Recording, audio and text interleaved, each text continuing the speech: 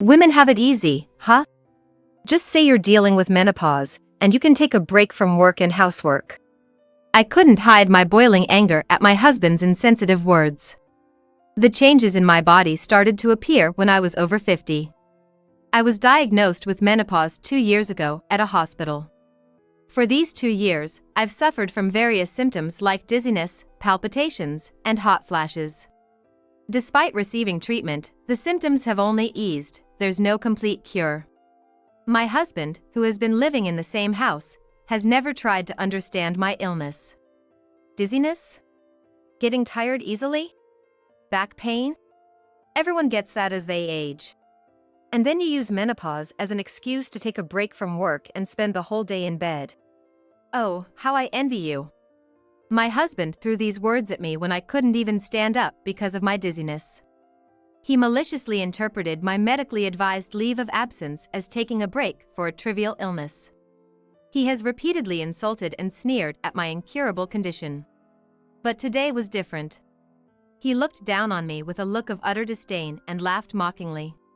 If you have time to complain about being sick, at least do the housework that a wife should do. I'm Holly, 52 years old.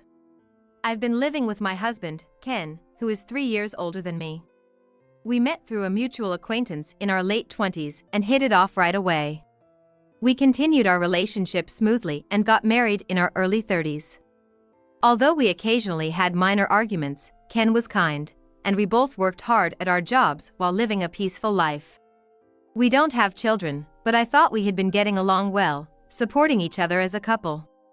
However, a significant change appeared in our marriage a few years ago. Even after marriage, I continued working as a full-time employee, but I'm currently on a leave of absence. The reason is poor health. More specifically, I started showing symptoms of menopause in my late 40s, which made me prone to falling ill. Initially, my symptoms were primarily irregular menstrual cycles and sudden hot flashes and tiredness, but as time went by, my palpitations worsened and I had sleepless nights.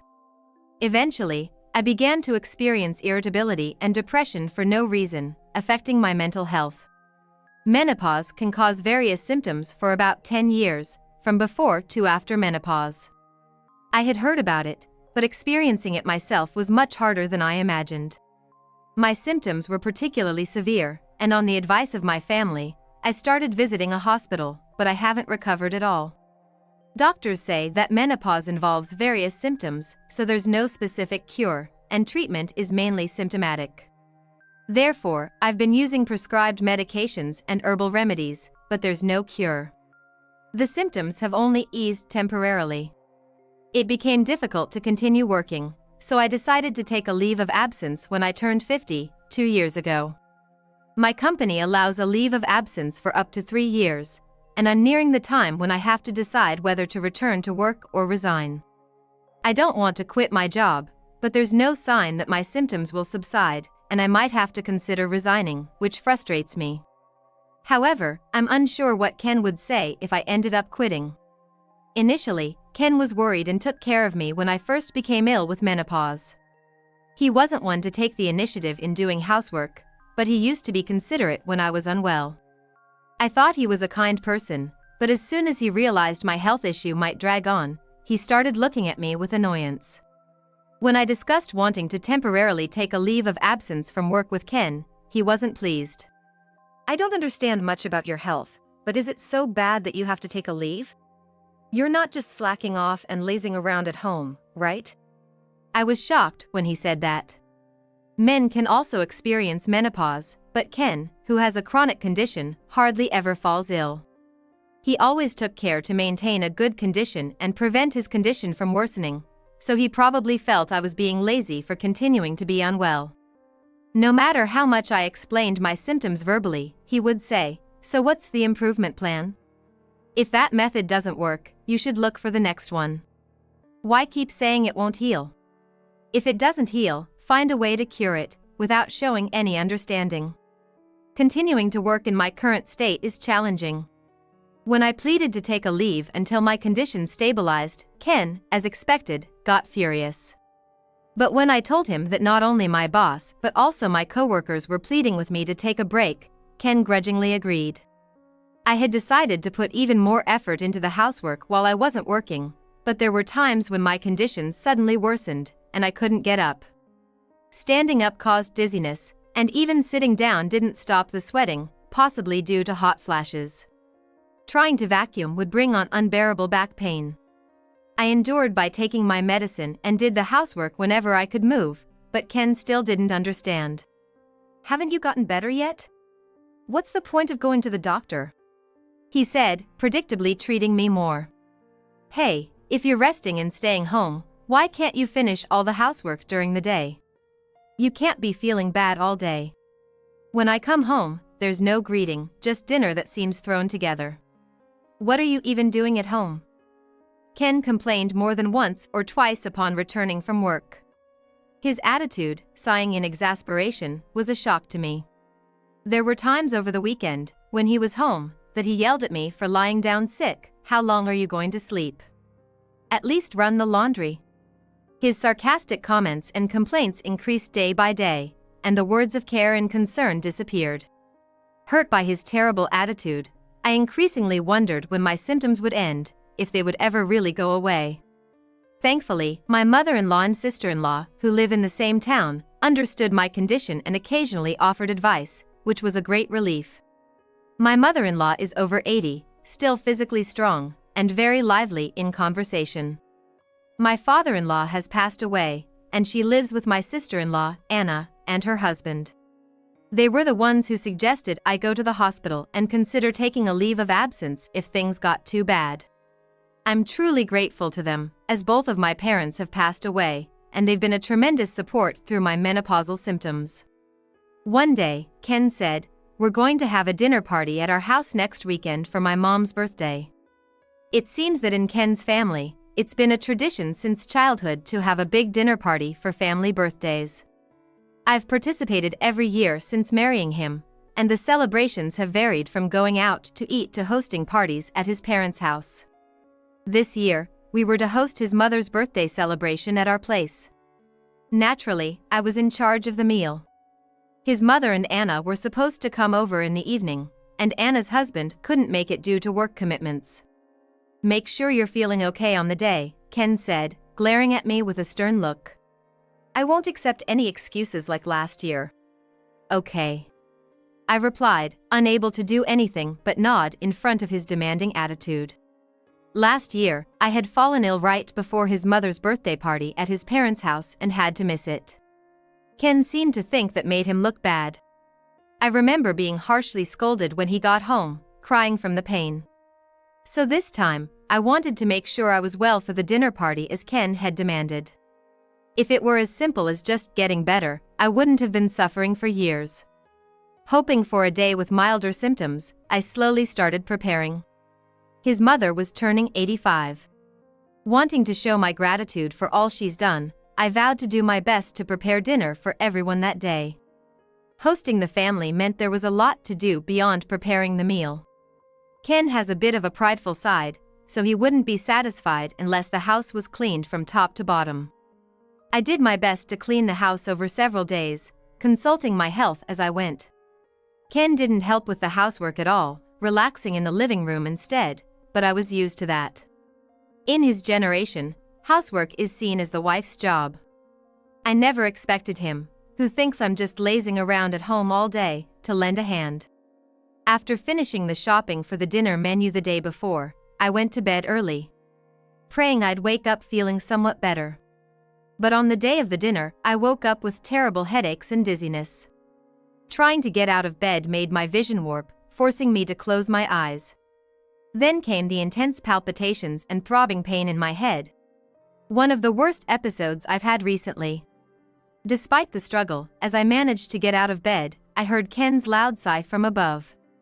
When he realized I couldn't prepare breakfast, he grabbed his wallet and phone, heading towards the door. "I'm going out to eat. And since being around you makes me feel sick, I'm going to see my mom and sister early. Make sure dinner is ready by the time we get back," he said coldly before leaving the house. It was indeed planned for Ken to pick up his mother and sister, but dropping that on me first thing in the morning would surely inconvenience them too. His thoughtless words saddened me, but I couldn't dwell on them. I drank some gelatinous drinks, took my medicine, and lay down in the living room until I felt better. However, my condition hardly improved by the afternoon. The medication eased my headache, but as soon as I got up, dizziness and instability hit me. It was about time to start preparing dinner, but I couldn't move my body as I wished. Standing in the kitchen for short periods and taking breaks, time quickly passed by. Feeling at my limit, I tried calling Ken but couldn't reach him. I then sent an email, but no reply came. Eventually, it was 5 p.m., and Ken returned home with his mother and Anna. Ken looked at me sitting in the kitchen with a puzzled expression. No greeting for Mom and Anna? Is dinner ready? Nothing set out, he said, leaving me at a loss for words. The meal was almost ready, and I'd made a simple salad with leafy greens and tomatoes. But that was about it. Fearing another outburst, my heart raced, and breathing became difficult, but I decided to apologize and tell the truth. I'm sorry, Ken. This is all I managed to do. Could we possibly order something tasty for the main dish? I'm really sorry. Upon hearing this, Ken's face turned red, and his demeanor shifted drastically. You're using your illness as an excuse even now? This dinner was supposed to be special, Mom and Anna were looking forward to it. And you're trying to embarrass me again like last year? Ken furiously scolded me. It's not like that, I'm not trying to make an excuse. But you are. It's pathetic that at your age you can't even manage your own health. You're making trouble for all of us because of your selfishness. Ken continued to berate me, ignoring my words. Why didn't you answer the phone then? I sent you a message saying I'd eat out. I even sent another message about ordering delivery just 3 minutes ago. Why insist on eating at home when you do nothing? Overwhelmed with frustration, I shouted back loudly. Each word I spoke felt like a blow to the head with a metal bat. My vision blurred so much I could barely see Ken's face. And the sound of my own voice and heartbeat drowned out everything else as sweat poured out, making me feel overheated. I regretted letting my symptoms get the best of me at that moment, but I couldn't keep silent. When my vision finally cleared a bit and I caught sight of Ken, he was standing there with his mouth agape. And then, when our eyes met, he turned bright red, glaring at me and pointing aggressively. What kind of attitude is that? Lying around pretending to be sick and not doing any housework. And then you have the nerve to snap back when called out. You're the worst kind of wife. I'm fed up with supporting someone who can't even handle the basics of being a wife. If you can't do the housework, then we're getting a divorce. His voice was loud enough to be heard outside. My desperate pleas had no effect on Ken. After years together, the ease with which he mentioned divorce left me feeling miserable and on the verge of tears. Divorce seemed the only option. As I was about to agree, light footsteps approached. But Ken, furious, didn't seem to notice. What's the big deal with menopause anyway? Tiredness, shoulder stiffness, that's normal for our age. Dizziness and headaches shouldn't be this bad with medication. You just want to lie in bed all day, don't you? Ken spat out these words when someone tapped him on the shoulder from behind. It was Anna. Showing anger like I'd never seen, Anna swung her right hand and struck Ken's cheek hard the moment he turned around. The impact of the strike from a 60-year-old woman sent Ken to the floor, looking up at Anna, confused about what had just happened. Anna, why would you suddenly do that? Ken, rubbing his cheek, looked at Anna bewildered. She glared at him sharply. And what about you? How can you speak to her like that? Have you been treating Holly this way for years? You're not a doctor, yet you decide on the severity of her illness and berate your wife? You should be ashamed. In the presence of his family, Ken would act differently, not mistreating me. Even when he was openly contemptuous and insulting me for my dizziness, Anna's visit would make him suddenly concerned about my condition, making coffee himself. I had discussed my illness with Anna and my mother-in-law but never mentioned Ken's behavior. Fearing they might think less of me for speaking ill of their blood relative. They might not believe me since they hadn't seen how he treated me. Even if they did believe and sympathize, I feared how Ken might retaliate afterward. But seeing Anna's action, I wondered if I had been wrong. What's this all about? Today was supposed to be a joyful celebration for Mom's birthday. And yet, she's the one ruining the dinner by not preparing anything? Ken, now standing, pointed and continued to blame me. Then, joined by Anna in the living room, our mother-in-law glared at Ken. Is it just your personal opinion that Holly ruined the dinner party? From what I've heard, Holly did her best to prepare despite her condition. And when it seemed like it wouldn't be enough, she asked you if it was possible to change the location or order delivery. I'm not happy being celebrated by someone pushing themselves too hard due to poor health. Nor am I pleased being celebrated by a son who does nothing but complain and shove all the responsibilities onto his sick wife. She said firmly to Ken. Then Anna asked, you left Holly alone with her bad condition to come to our house? Well, it's not like I could have done anything. There's plenty you could do, like helping with the household chores or showing concern for her health. Didn't I tell you to be more considerate when Holly started feeling unwell? You just found it troublesome, didn't you? Anna hit him where it hurt, and Ken had nothing to say. Anna had advised Ken to be more considerate after I began experiencing her symptoms, but it seemed her words fell on deaf ears, considering Ken's usual behavior. Why are both you and Mom taking her side?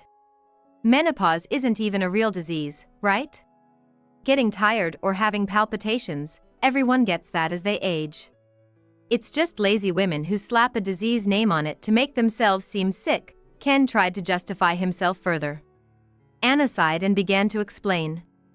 You might not know, Ken, but I also suffered from severe menopause symptoms. It only calmed down recently, but it was so bad I had to quit my job 10 years ago. Are you saying that a disease that forced me to quit my job isn't real? What? Ken froze, taken aback by Anna's revelation. I knew Anna had quit her job around 50 but didn't know the reason until Anna told her it was due to menopause symptoms, which led to her early retirement. She told me she didn't want to quit her job but had to make a decision considering her health first, as there was no sign of improvement even after consulting with her family. I knew Anna had quit her job around the age of 50, but I didn't know the reason until she told me herself. Indeed, I realized we hadn't met in person around that time. We primarily communicated via email, so I learned it was due to her poor health that we couldn't meet. It was truly hard, and at one point, I thought it would never end. But Noah told me to quit my job and rest. Noah, Anna's husband, who was 5 years younger than her, couldn't attend the dinner due to his irregular work hours, including night shifts. Though they seldom met, I remembered him as a kind person who always showed concern for her health. Anna, having such a compassionate husband, desperately appealed to Ken. Holly isn't your servant, you know. Shouldn't spouses care for each other more? Sorry, Anna. I knew you had a tough time back then, but I didn't realize it was for that reason. Ken replied, somewhat defensively, but Anna's expression remained stern. Right now, it's not about me. Shouldn't you be apologizing to Holly? Anna stated firmly, and Ken, looking frustrated, turned to me. Ken loves his sister deeply, so he usually can't go against her words. Eventually, he said in resignation. I was wrong. Anna's scolding woke me up. From now on, I'll support Holly, and let's get along, he said, looking into Holly's eyes sincerely, and she thought he finally understood. Just as she was about to forgive Ken, a voice said, hold on a moment. It was my mother-in-law, who, appearing tired from standing, leaned on Anna for support and sat next to me. Then, looking directly at me, she said in a firm tone, don't take Ken's words at face value. You should divorce him quickly. What do you mean? I asked, surprised. My mother-in-law shared her own experiences.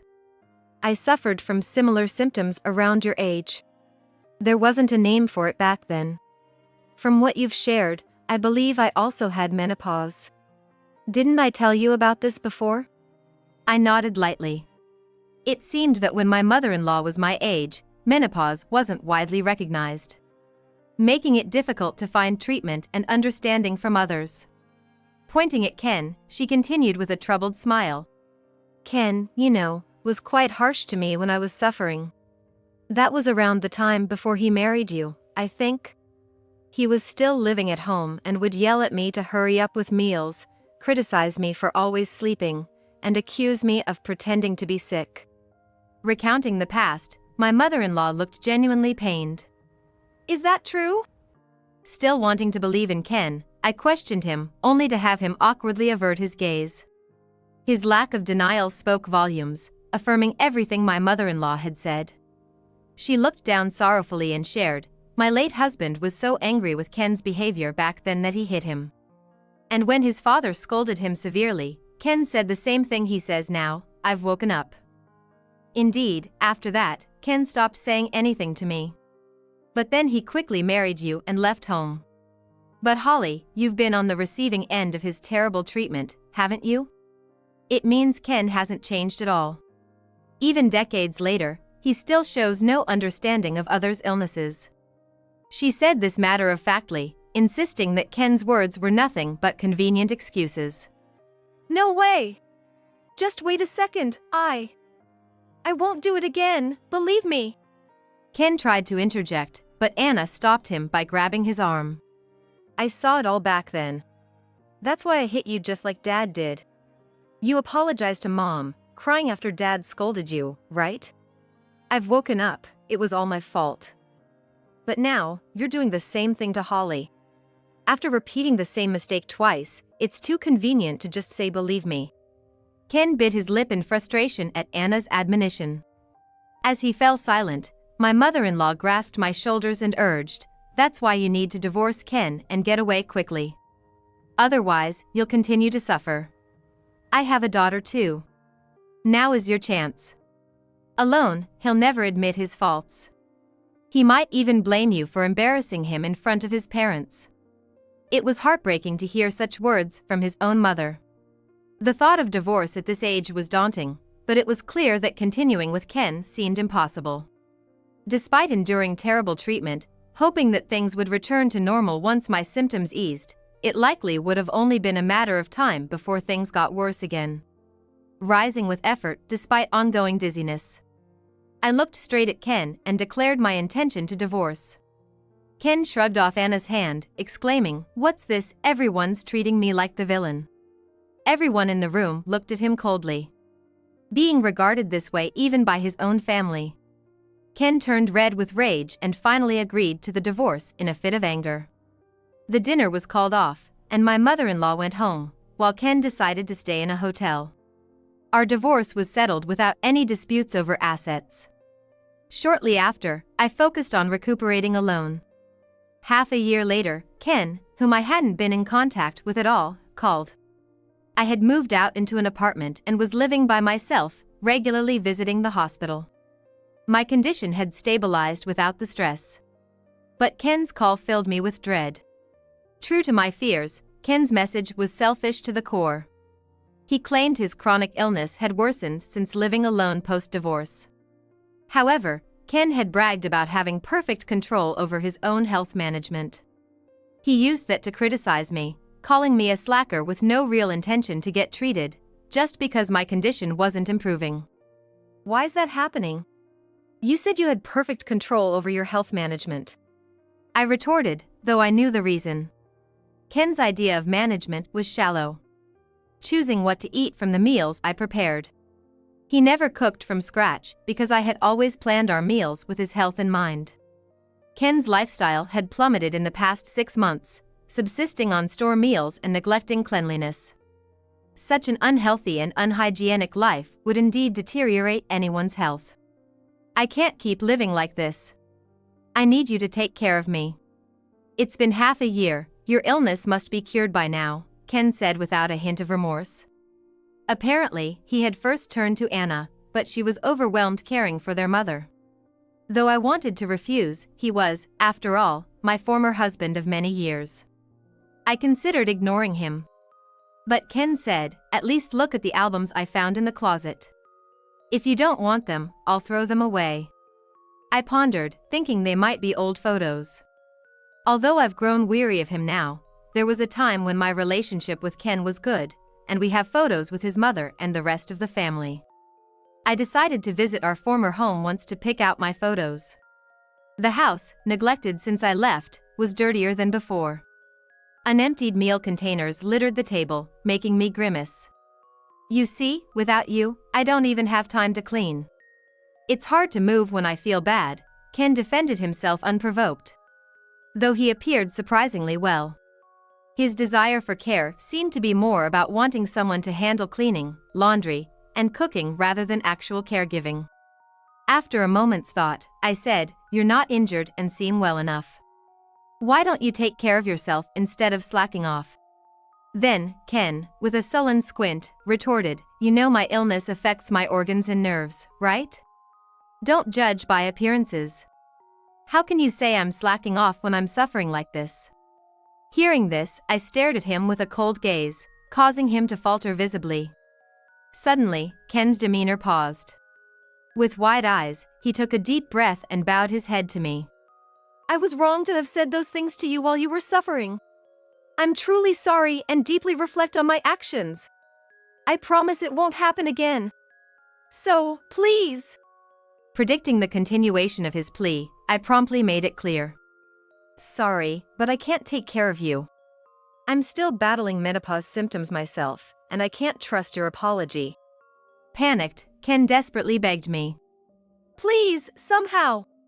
Really, I never know when my condition might worsen and require hospitalization. Medication continues, but a healthy diet is essential, and I'm at a loss without you. I'm begging you, like this. Ken's apology seemed sincere from the depths of his heart. However, I had heard from his family that this was just a performance. That's something he does when he wants to claim that by not forgiving him, you're the one with a narrow heart, that you're the bad one. His mother's words echoed in my mind, prompting me to shake my head slowly. I was already overwhelmed taking care of myself, let alone caring for someone else. Resuming life with Ken and taking on his caregiver would surely exacerbate my menopause symptoms due to stress. Just when things were beginning to settle, that would set me back to square one. It's impossible. If you truly need caregiving, please use care services. I explained those options to Ken, who was still clinging on. I reiterated my inability to provide care and my intent not to live together anymore before going back to my own life.